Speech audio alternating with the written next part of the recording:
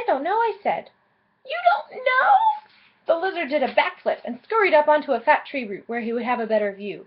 He balanced on his tail again and looked at me thoughtfully. If you don't know what you're doing, why are you here? I thought for a moment. Do you really know everything that goes on in this forest? Of course I do.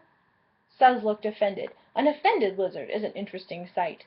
I didn't mean to hurt your feelings or anything, I said hastily. I just wondered if you could tell me where this came from. I touched the sword Mother had given me. The lizard squinted in my general direction. What? It's on the wrong side of you, silly. Bring it over here where I can see it. If it came from the enchanted forest, then I can tell you about it. I lifted the sword, sheath and all, and twisted it around so it was on the same side of me as Suz. The lizard promptly fell over backward. Oh, dear me, my goodness gracious, oh, he squeaked. Do you know what that is? I wouldn't have asked you if I knew, I said. It's a sword. I think it's magic. It's a sword. He thinks it's magic. Suz ran around twice in a small circle and then did the tail balancing trick again. Where did you get it? The lizard demanded. My mother gave it to me. She got it out of the enchanted forest somewhere. I was getting a little tired of this. Are you going to answer my question? Your mother gave it to you. The sword of the sleeping king that everyone in the world has been looking for 15 or 20 years. And your mother gave it to you. The lizard got so agitated he fell over again. That isn't right. That isn't reasonable. My dear boy, that simply isn't done.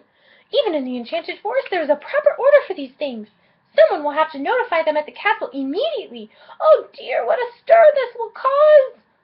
I'm sorry, I didn't know. What's the sword of the sleeping king?